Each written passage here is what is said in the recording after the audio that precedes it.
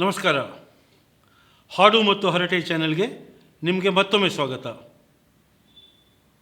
ಇಂದಿನ ಹರಟೆ ವಿಚಾರ ಹಿಂದಿನ ಸಂಚಿಕೆಯ ಮುಂದುವರಿದ ಭಾಗ.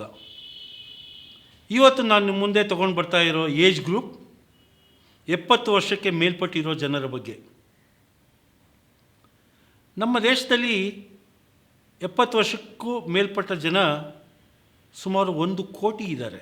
ಈ ಜನರ ಮುಂದಿರುವ ಕೆಲವು ಚಾಲೆಂಜಸ್ ಏನು, ಸವಾಲುಗಳೇನು, ಅವ್ರಿಗಿರೋ ಆಪರ್ಚುನಿಟೀಸ್ ಏನು ಅನ್ನೋದ್ರ ಬಗ್ಗೆ ನನ್ನ ಅನಿಸಿಕೆನ ಈ ಎಪಿಸೋಡಲ್ಲಿ ನಿಮ್ಮ ಜೊತೆ ಹಂಚ್ಕೋತೀನಿ. ಮೊದಲು ಅವ್ರಿಗಿರೋ ಸವಾಲುಗಳು. ಒಂಟಿತನ. ಭಾಳ ಸಂಗಾತಿ ಇರಲಿ ಇರದೇ ಇರಲಿ, ಮಕ್ಕಳು ಜೊತೆಗೆ ಇರಲಿ ಇಲ್ಲದೇ ಇರಲಿ, ಸ್ನೇಹಿತರ ಜೊತೆ ಇರಲಿ ಅವರಿಂದ ದೂರ ಇರಲಿ, ಯಾವುದೇ ಪರಿಸ್ಥಿತಿಯಲ್ಲಿ ಕೂಡ ಅವರಿಗೆ ಒಂಟಿತನ ಕಾಡುತ್ತೆ. ಅಂದರೆ ನಾನೊಬ್ಬನೇ. ಅದು ಕಾಡುವಿಕೆಯೂ ಹೌದು, ನೆಸೆಸಿಟಿನೂ ಹೌದು. ಅವ್ರಿಗೆ ಒಂಟಿತನ ಬೇಕಾಗತ್ತೆ. ಅದು ಕಾಡೋದು ಕೂಡ ಕಾಡುತ್ತೆ ಅವ್ರಿಗೆ. ಅದನ್ನು ಬಯಸ್ತಾರೆ, ಅದರಿಂದ ಸಂಕಟನೂ ಪಡ್ತಾರೆ. ಇದು ಈ ಏಜ್ ಗ್ರೂಪಲ್ಲಿರೋದು ಒಂದು ಸ್ಪೆಷಾಲಿಟಿ ಅವ್ರದ್ದು. ಎರಡನೇ ಅವ್ರಿಗಿರೋವಂಥ ಚಾಲೆಂಜು ಫೀಲಿಂಗ್ ಲೆಫ್ಟ್ ಔಟ್. ಅಂದರೆ ನಾನು ಈ ಸಂಸಾರದಲ್ಲಿ ಇದೀನಾ, ಈ ಗ್ರೂಪಲ್ಲಿ ನಾನು ಇದೀನಾ ಇಲ್ವಾ ಅನ್ನೋದೊಂದು ಡೌಟ್ ಅವ್ರಿಗೆ ಬಂದುಬಿಡುತ್ತೆ. ಅದಕ್ಕೆ ಬೇರೆಯವರಿಂದ ಆಗಬೇಕು ಅಂತಿಲ್ಲ, ಅವ್ರು ಎಷ್ಟೇ ಚೆನ್ನಾಗಿ ನೋಡಿಕೊಂಡ್ರೆ ಕೂಡ ಇವ್ರಿಗೆ ಅದು ಬರುವಂಥ ಒಂದು ಡೌಟು. ಯಾಕಪ್ಪ ಅಂತಂದರೆ, ಇದು ನಾನು ಹೇಳಿದ್ನಲ್ಲ, ನಮ್ಮ ಯಂಗರ್ ಡೇಸಲ್ಲಿ will be head of the family. Over A period ನಮ್ಮ ಜವಾಬ್ದಾರಿಗಳನ್ನು ಗ್ರ್ಯಾಜುಯಲ್ಲಾಗಿ ಬಿಟ್ಕೊಡ್ತಾ ಬರ್ತೀವಿ. ಈ ಒಂದು ಸ್ಟೇಜಲ್ಲಿ ನಮ್ಮ ಮೇಲೆ ಯಾವುದೇ ರೀತಿ ಸಾಂಸಾರಿಕ ಜವಾಬ್ದಾರಿಗಳಿರಲ್ಲ. ಅದರಿಂದ ನಾವು ಪೂರ್ತಿ ಹೊರತಾಗ್ಬಿಡ್ತೀವಿ. ಸೊ ಇದು ಕೆಲವರಿಗೆ ಕಾಡುತ್ತೆ, ನಾನು ಆಮ್ ಐ ಲೆಫ್ಟ್ ಔಟ್ ಅಂದ್ಬಿಟ್ಟು ಅಂತ. ಮೂರನೇದು ಫೈನಾನ್ಷಿಯಲ್ ಡಿಪೆಂಡೆನ್ಸಿ. ನಮ್ಮಲ್ಲಿ ಸಾಕಷ್ಟು ಜನ ಅವರ ರಿಟೈರ್ಮೆಂಟ್ಗೆ, ಅವರ ಫ್ಯೂಚರ್ಗೆ ಫೈನಾನ್ಷಿಯಲ್ ಪ್ಲ್ಯಾನಿಂಗ್ ಮಾಡಿರ್ತಾರೆ. ಸಾಕಷ್ಟು ಜನ ಫೈನಾನ್ಷಿಯಲಿ ಇಂಡಿಪೆಂಡೆಂಟ್ ಇದ್ದಾರೆ. ಅದೇ ರೀತಿ ಬಹುಶಃ ಅದಕ್ಕಿಂತ ಕೆಲವು ಜನ ಜಾಸ್ತಿ ಇನ್ನು ಫೈನಾನ್ಷಿಯಲ್ ಡಿಪೆಂಡೆನ್ಸಿ ಸ್ಟೇಜಲ್ಲಿ ಇರ್ತಾರೆ. ಮಕ್ಕಳ ಮುಂದೆ ಹಣಕ್ಕೆ ಕೈ ಚಾಚೋದು ಸಂತೋಷದ ವಿಷಯ ಅಲ್ಲ. ಅವ್ರು ನಮ್ಮನ್ನು ನೋಡ್ಕೊಳ್ಳಲ್ಲ ಅಂತಲ್ಲ, ಕೇಳ್ದಾಗ ಕೊಡಲ್ಲ ಅಂತಲ್ಲ, ಕೇಳೋದೇನೇ ಹಿಂಸೆ ಕೊಡುವಂಥ ವಿಚಾರ ಅದು. ಇದು ಸಾಕಷ್ಟು ಜನಗಳಿಗೆ ಬಯಸದೇ ಬಂದ ಭಾಗ್ಯ ಅಂದ್ಕೊಳ್ಳಿ. ಇರುತ್ತೆ ರಿಯಾಲಿಟಿ. ಇದನ್ನು ಒಪ್ಕೋಬೇಕು, ಇದನ್ನು ಎದುರಿಸಲೂಬೇಕು. ಹೇಗೆ? ಇದಕ್ಕೂ ಒಂದು ಸಾಧನೆ ಇದೆ. ಇದ್ದರೆ ಚಿಂತೆ ಮಾಡಬೇಡಿ, ಯಾಕೆಂದರೆ ನೀವು ಒಬ್ಬರೇ ಅಲ್ಲ, ಸಾಕಷ್ಟು ಜನ ಫೈನಾನ್ಷಿಯಲ್ ಡಿಪೆಂಡೆನ್ಸಿಯಿಂದ ಅವರು ಫೀಲ್ ಆಗ್ತಾರೆ. ಅವರು ಒಂದು ಏಜ್ ಗ್ರೂಪ್, ಈ ಏಜ್ ಗ್ರೂಪಲ್ಲಿ ಅದು ಇರುವುದು ಸ್ವಾಭಾವಿಕ ಕೂಡ. ಇನ್ನೊಂದು ಅವ್ರಿಗಿರೋ ಚಾಲೆಂಜ್ ತಮ್ಮ ಇಗೋ ಡ್ರಾಪ್ ಮಾಡೋದು. ನಾನು ನನ್ನಿಂದ ಅನ್ನೋದರಿಂದ ಹಿಡಿದು ನನ್ನದೇನೂ ಇಲ್ಲ ಅನ್ನೋ ಸ್ಟೇಜ್ಗೆ ಮೂವ್ ಆಗಬೇಕಾಗಿರುವಂಥ ಸ್ಟೇಜ್ ಆಫ್ ಲೈಫ್ ಇದು. ಇದು ಬಹಳ ಜನಗಳಿಗೆ ಇದು ಕಷ್ಟ ಆಗುತ್ತೆ. ಆದರೆ ಪ್ರತಿಯೊಂದು ಕಷ್ಟಕ್ಕೂ ಒಂದು ಔಷಧಿ ಇದ್ದೇ ಇದೆ, ಇದಕ್ಕೂ ಒಂದು ದಾರಿ ಇದೆ. ಆದರೆ ಈ ಗ್ರೂಪಲ್ಲಿರೋ ಕೆಲವು ಜನಗಳು ಈ ಒಂದು ಸ್ಟೇಜಿಂದ ಸಫರ್ ಆಗ್ತಾರಾ? ಈ ಒಂದು ಸಿಚುಯೇಷನ್ನಿಂದ ಖಂಡಿತ ಸಫರ್ ಆಗ್ತಾರೆ. ಮತ್ತೊಂದು ದೊಡ್ಡ ಚಾಲೆಂಜ್ ಈ ಏಜ್ ಗ್ರೂಪಲ್ಲಿರೋರಿಗೆ ಕೈ ಮೀರಿದೆ ತಮ್ಮ ಆರೋಗ್ಯ. ನಾನು ಎಷ್ಟೇ ಕೇರ್ ತೊಗೊಂಡಿದ್ದರೂ ಕೂಡ ನನ್ನ ಕೈ ಮೀರಿ ನಾನು ಅನಾರೋಗ್ಯಕ್ಕೆ ತುತ್ತಾಗ್ಬಿಡ್ತೀನಿ. ಜನಗಳಿಗೆ ಭಾರನೇ ಆಗ್ತೀನಿ. ಇದಾಗೋದು ಕೂಡ ಆಗೋರ್ಗಂತೂ ಖಂಡಿತ ಇಲ್ಲ.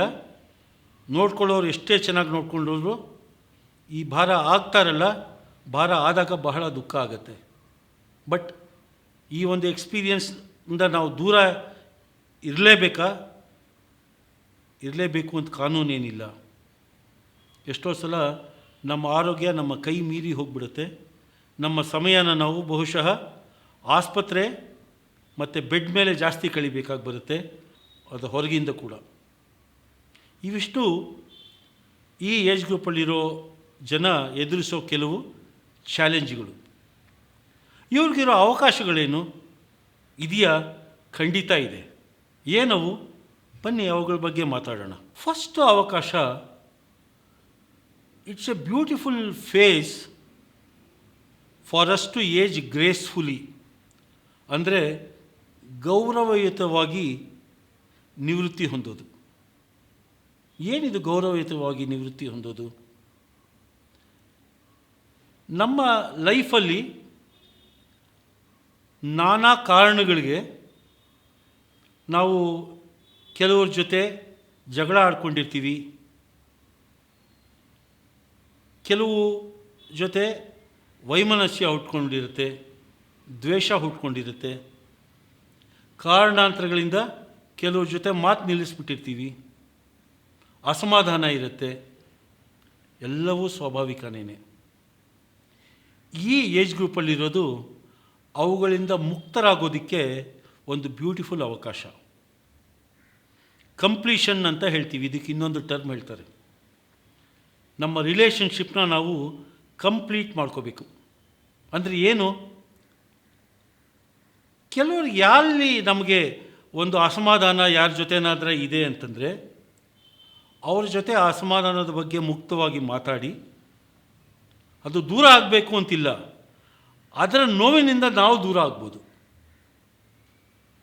ನಮ್ಮ ಕಡೆಯಿಂದ ಒಂದು ಪ್ರಯತ್ನ ನಡೆದು ಅದು ಸಫಲ ಆಗದಿದ್ರೂ ಅದಕ್ಕೆ ಇನ್ನೊಂದು ಅಸಮಾಧಾನ ಆಗದೇನೆ ಇದು ಒಂದು ಜೋಡಿಯಾಗದ ಕೊಂಡಿ ಅಂತ ಅರ್ಥ ಮಾಡಿಕೊಂಡು ಅದನ್ನು ಹಾಗೆ ಬಿಟ್ಬಿಡೋದು ಈಸ್ ಎ ಗ್ರೇಸ್ಫುಲ್ ಏಜಿಂಗ್. ಎರಡನೇದು, ನಮ್ಮ ಈಗೋ, ನಮ್ಮ ಅಹಂಕಾರ, ಕೆಲವು ಸಲ ನಮ್ಮ ಮಮಕಾರ ಎಲ್ಲವನ್ನೂ ಬಿಡಬೇಕಾಗಿ ಬರುತ್ತೆ. ಇದನ್ನು ಗೌರವಯುತವಾಗಿ, ಯಾರಿಗೂ ತೊಂದರೆ ಆಗದಂಗೆ, ಯಾರಿಗೂ ಹಿಂಸೆ ಆಗದಂಗೆ ನಮ್ಮನ್ನು ನಾವೇ ವಿಮುಖರಾಗಿ ಮಾಡಿಕೊಳ್ಳುವಂಥ ಸ್ಟೇಜ್ ಇದು. Beautiful opportunity. ಇನ್ನೂ ಹೇಳಬೇಕು ಅಂತಂದರೆ, ಯಾವಾಗ ಕರೆ ಬರುತ್ತೆ ಗೊತ್ತಿಲ್ಲ, ಬಂದ ಸೆಕೆಂಡ್ ನಾವು ಹೊರಡಬೇಕಾಗತ್ತೆ. ನಾವು ಹೊರಡುವಾಗ ನಾವು ಯಾವ ಮೆಂಟಲ್ ಫ್ರೇಮ್ವರ್ಕಲ್ಲಿ ಈ ಭೂಮಿಗೆ ಬಂದವೋ ಅದೇ ಮೆಂಟಲ್ ಫ್ರೇಮ್ವರ್ಕಲ್ಲಿ ನಾವು ಹೋಗಬೇಕಾಗಿರೋದು ನಮ್ಮ ಧರ್ಮ. ಏನಿದು? ಒಂದು ಕೆಲವು ಪ್ರಶ್ನೆ ಕೇಳ್ತೀನಿ ನಿಮಗೆ. ಹುಟ್ಟಿದ ನಿಮಿಷ, ಹುಟ್ಟಿದ ಕ್ಷಣದಲ್ಲಿ ನಿಮಗೆ ಯಾರ್ದಾನ ಅಕ್ವೈಂಟೆನ್ಸ್ ಇತ್ತಾ? ಇಲ್ಲ, ನಮ್ಗೆ ಯಾರೂ ಗೊತ್ತಿರಲಿಲ್ಲ. ಹುಟ್ಟಿದ ಮೇಲೆ ಎಲ್ಲ ಪರಿಚಯ ಆದವರು. ನಮಗೆ ನಮ್ಮದೇ ಆದ ಅನುಭವ ಇತ್ತಾ? ಇರಲಿಲ್ಲ. ಅನುಭವವನ್ನು ನಾವು ಗಳಿಸ್ಕೊಂಡ್ವಿ. ನಮ್ಮದೇ ಆದ ಮೈಂಡ್ ಸೆಟ್ ಇತ್ತಾ? ನಮ್ಮದೇ ಆದ ಆ್ಯಟಿಟ್ಯೂಡ್ ಇತ್ತಾ? ಏನೂ ಇರಲಿಲ್ಲ. ಇದೆಲ್ಲ ನಾವು ನಮ್ಮ ಜೀವನದ ಪಯಣದಲ್ಲಿ ನಾವೆಲ್ಲ ಗಳಿಸ್ಕೊಂಡು ಬಂದಿದ್ದು. ಗ್ರೇಸ್ಫುಲ್ ಏಜಿಂಗ್ನ ಒಂದು ಭಾಗ ಅದೆಲ್ಲವನ್ನು ಕಾನ್ಷಿಯಸ್ ಆಗಿ ಬಿಡುವುದು. ಅಂದರೆ ತಿರುಗಿ ನಾವು ಮಕ್ಕಳಾಗೋದು. ಮೈಂಡ್ಸೆಟ್ಟಲ್ಲಿ, ಏಜಲ್ಲಲ್ಲ, ಮೈಂಡ್ಸೆಟ್ಟಲ್ಲಿ ನಾನು ತಿರ್ಗಾ ಮಗುವಾಗಿ ಅದೇ ರೀತಿ ನಿಷ್ಕಲ್ಮಶ ಭಾವನೆಯಿಂದ ಇದು ಸರಿ ಇಲ್ಲ, ಇದು ತಪ್ಪು ಅನ್ನೋ ವಿಮರ್ಶೆಗೆ ಹೋಗದೆ ಎಲ್ಲವೂ ಯಾವುದು ಹೇಗಿದೆಯೋ ಅದನ್ನು ಹಾಗೇ ಒಪ್ಪಿಕೊಳ್ಳುವ ಮನಸ್ಥಿತಿಗೆ ತಲುಪೋದಕ್ಕೆ ಒಂದು ಬ್ಯೂಟಿಫುಲ್ ಅವಕಾಶ. ಯಾತಕ್ಕೆ ನಾವು ಈ ಮನಸ್ಥಿತಿಗೆ ತಲುಪಬೇಕು ಅಂತಂದರೆ, ನನ್ನ ಪ್ರಕಾರ ಇದು ನಾವು ದೇವರಿಗೆ ನಾವು ಕೊಡೋ ಕಾಣಿಕೆ. ಯಾಕೆಂದರೆ ಆತ ನಮ್ಮನ್ನು ಈ ಭೂಮಿಗೆ ಕಳಿಸಿದಾಗ ಇದು ಯಾವುದೇ ಕಲ್ಮಶ ಇಲ್ದಿರೇ ಕಳಿಸಿದ್ದ. ತಲೆಯಲ್ಲಿ ಕಲ್ಮಶಗಳನ್ನ ನಾವು ತುಂಬಿಕೊಂಡ್ವಿ. ಕೆಲವು ಸಲ ಆ ಕಲ್ಮಶಗಳು ನಮ್ಮ ಕೆಲಸಕ್ಕೆ ಬಂತು ಕೂಡ. ಆದರೆ ಹೋಗೋ ಟೈಮಲ್ಲಿ ನಮ್ಮ ತಲೆಯಲ್ಲಿ ಕಲ್ಮಶ ಇರಬಾರ್ದು. ಇದು ನಮಗೆ ಇರುವಂಥ ಬ್ಯೂಟಿಫುಲ್ ಆಪರ್ಚುನಿಟಿ. ಮಿತ್ರರೇ, ಈ ವಿಡಿಯೋ ನೋಡ್ತಿರೋಲ್ಲಿ ಯಾರನ್ನ ಈ ಏಜ್ ಗ್ರೂಪಲ್ಲಿ ಇದ್ದರೆ, ನನ್ನ ಅನಿಸಿಕೆ ನಿಮಗೆ ಇಷ್ಟ ಆಗಿದ್ದರೆ ದಯವಿಟ್ಟು ಲೈಕ್ ಮಾಡಿ. ನಿಮ್ಮ ಪರಿಚಯಸ್ಥರಲ್ಲಿ ಯಾರಾದರೂ ಈ ಏಜ್ ಗ್ರೂಪ್ನವ್ರು ಇದ್ದರೆ ದಯವಿಟ್ಟು ಈ ವಿಡಿಯೋನ ಅವ್ರಿಗೆ ತಲುಪಿಸಿ. ಗ್ರೇಸ್ಫುಲ್ ಏಜಿಂಗ್ ಬಗ್ಗೆ ಅವ್ರಿಗೆ ಒಂದು ಡೈರೆಕ್ಷನ್ ಸಿಗ್ಬೋದು. ಯಾವ ರೀತಿ ಅವರ ವೃದ್ಧಾಪ್ಯನ ಸಂತೋಷಕರವಾದ ರೀತಿ ನೆಮ್ಮದಿಯಾಗಿ ಕಳೀಬಹುದು ಅನ್ನೋದ್ರ ಬಗ್ಗೆ ಅವ್ರಿಗೆ ಸಾಕಷ್ಟು ಐಡಿಯಾಗಳು ಸಿಗಬಹುದು. ಇಲ್ಲಿಗೆ ಈ ಸೀರೀಸ್ ಅಂದರೆ ನಾನು ಯಾವುದು ಇಂಡಿಯನ್ಸ್ ಪಾಪ್ಯುಲೇಷನ್ ಅವರಿಗೆ ಏನು ಚಾಲೆಂಜಸ್ ಇದೆ, ಏನು ಆಪರ್ಚುನಿಟೀಸ್ ಇದೆ ಅನ್ನೋ ಒಂದು ಸೀರೀಸ್ ಸ್ಟಾರ್ಟ್ ಮಾಡಿದ್ನೋ, ಈ ಸಂಚಿಕೆಯೊಂದಿಗೆ ಆ ಒಂದು ಸಬ್ಜೆಕ್ಟ್ನ ನಾನು ಮುಗಿಸ್ತಾ ಇದ್ದೀನಿ. ಈ ಎಲ್ಲ ಎಪಿಸೋಡ್ಗಳನ್ನು ಪದೇ ಪದೇ ನೋಡಿ. ನನಗೆ ವ್ಯೂವರ್ಶಿಪ್ ಆಗಬೇಕು ಅಂತಲ್ಲ, ನಿಮ್ಮ ಜೀವನಕ್ಕೆ ಯಾವಾಗಲೂ ಅದು ನಿಮಗೊಂದು ಯುರೇಕಾ ಮೊಮೆಂಟ್ ನಿಮಗೆ ಸಿಗತ್ತೆ. ನಿಮ್ಮ ರಿಲೆವೆಂಟ್ ಏಜ್ ಗ್ರೂಪ್ಗೆ ಅದು ಸಿಕ್ಕೇ ಸಿಗತ್ತೆ. ಆ ಒಂದು ಯುರೇಕಾ ಮೊಮೆಂಟ್ನಿಂದ ನಿಮ್ಮ ಜೀವನದಲ್ಲಿ ನೀವು ಮುಂದೆ ಹೋಗೋಕ್ಕೆ ಅದು ಸಹಾಯ ಆದರೆ ನನ್ನಷ್ಟು ಖುಷಿ ಪಡೋ ಮನುಷ್ಯ ಜಗತ್ತಿನಲ್ಲಿ ಇನ್ನೊಬ್ಬ ಇರಲ್ಲ. ದಯವಿಟ್ಟು ಈ ಚಾನಲ್ಗೆ ಸಬ್ಸ್ಕ್ರೈಬ್ ಮಾಡಿ. ಮುಂದಿನ ಎಪಿಸೋಡಲ್ಲಿ ಒಂದು ಹೊಸ ಸಬ್ಜೆಕ್ಟ್ ತರ್ತೀನಿ. ಅದರ ಬಗ್ಗೆ ಚರ್ಚೆ ಮಾಡೋಣ, ಅದರ ಬಗ್ಗೆ ತಿಳ್ಕೊಳ್ಳೋಣ. ಇದೇ ರೀತಿ ಪರಸ್ಪರ ಮಾತಾಡೋಣ. ನಿಮ್ಮ ಅನಿಸಿಕೆನ ದಯವಿಟ್ಟು ಕಾಮೆಂಟ್ ಮಾಡಿ.